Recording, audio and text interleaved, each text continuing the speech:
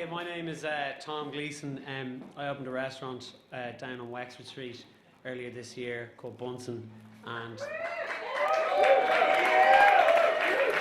this is basically a story about how I got there. So I left Trinity in 2008, more confused really than when I started. I had a degree in business and politics, two pretty hot industries in 2008, as you can imagine. So I couldn't really get a job, and I didn't want to do a master's, so I decided to do the Ballymaloe Cookery School down in West Cork for 3 months for the diploma. And I thought that, the worst that could come of it would be I'd be able to cook my dinner for the rest of my life, at the very least. So they didn't teach us how to make the relish, but I had a very good time down there, and it was brilliant fun, but I was still directionless after it. So I took up the 1-year graduate visa to go to America for a year, and I kind of went with a pretty crazy aspiration to try and become a TV writer. So I moved to New York for a year, and I worked like low-level internships in low-level companies doing low-level shit for people, and it was pretty low-level stuff across the board. So at the weekends I try and work a little bit in fine dining restaurants for free if I could, or I'd go around the 5 boroughs and try the best cheap food I could, pizza or ramen or southern barbecue or burgers. And I always thought American burgers were just so superior to Irish burgers, and they were far superior to Irish burgers, but I didn't really ever know why, but I thought that Irish burgers kind of fell down between two stools. Either they were kind of gourmet, elaborate, kind of guacamole, piled high creations, or they were just kind of cheap, low quality match burgers, So anyway, I returned home after that year, having not become a TV writer, obviously, and in a lot of debt, and I had perfected my kind of ass-kissing handwritten letter writing technique from that year, so I sent one to the Fat Duck, a 3 Michelin star restaurant just outside London, run by Heston Blumenthal, and chanced my arm, and somehow I managed to get a job there. So it's a weird place in that it's 18 courses for £200 sterling, 45 chefs catering for 45 guests.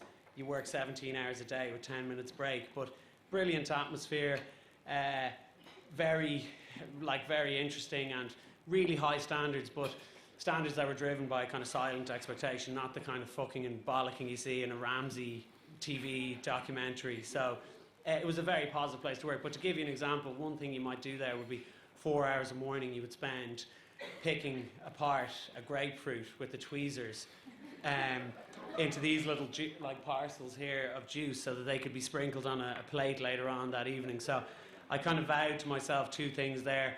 One, that I would never, if I was going to work those kind of hours again, I would work them for myself. And 2, that I'd never put anything on a plate with the tweezers again.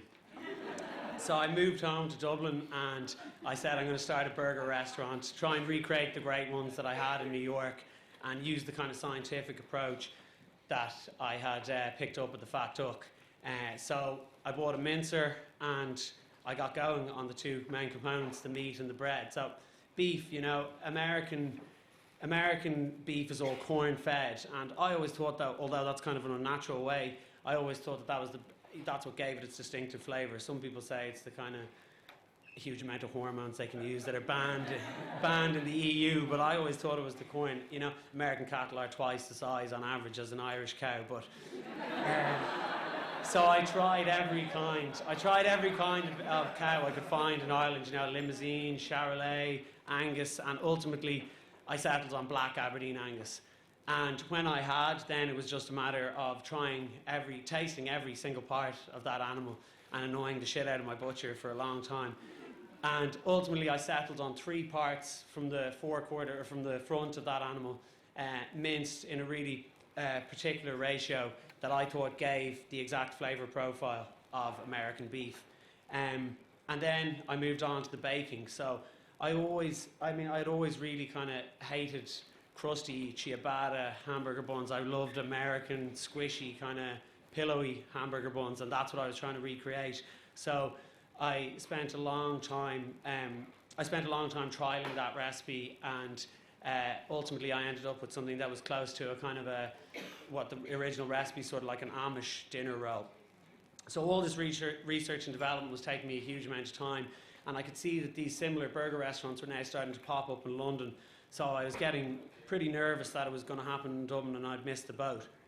But more stressful than this was the fact that I was 26, I'd moved back in with my parents, I was totally unemployed at this point, and in fact I had actually recently gotten train tracks on my teeth as well, so the ladies were really queuing up in the nightclub at this point, I can tell you. But I ploughed on. A lot of my friends as well at the time were kind of getting on with their professional careers and knuckling down, and they'd occasionally sort of come up to me in a pub and throw their arm around me and say, you know, would you not just stick a CV into LinkedIn or something, yeah? And I would just I persevered, and my parents were actually really encouraging and supportive in the end, so I stuck with it. The biggest issue really was getting a premises. You know, every time I went to bid on a place, I'd come up against, you know, a chilled out multinational like Starbucks or something who just have really strong covenant. I would lose out because I'm an untried person, no landlord would want to go near me. But in the end, I bid on lots of places, and I learned a little bit about commercial property, and I polished my pitch up a bit, and I managed to take this place on Wexford Street just through sheer luck and probably paying 10 or 20% of the odds maybe.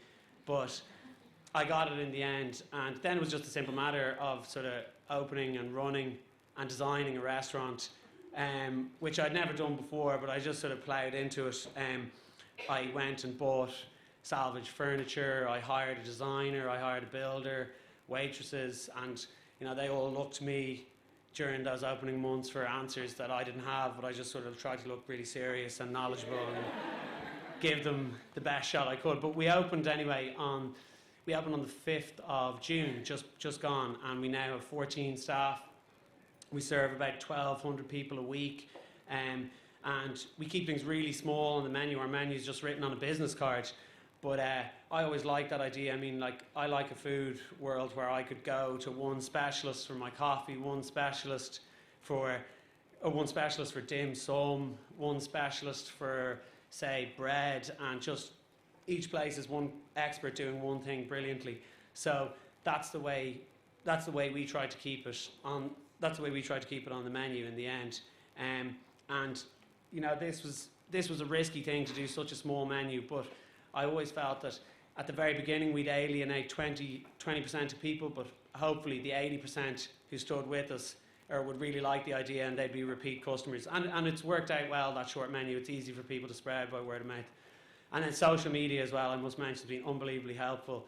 We use it the whole time to sort of spread the word about the business, or we run a competition, say, to win a Bunsen onesie, of which is still a live competition if anybody wants one. But I feel I always worry that this picture will eventually be sort of accompanied by the headline like bankruptcy strikes or something like this. But anyway, we get the meat delivered fresh every day from FX Buckley's, and we get the buns brought in from our friend's bakery in Tala. So I would just, hopefully everybody could come down and try a burger sometime. And I was asked to give a piece of advice then, so I guess I would just have to say, never stop dreaming. Now that's a joke. I would just say, try and do as many things as you can until you find something that makes you happy, or like properly happy, not sort of settling, like medical plan happy, but happy. Thanks a lot.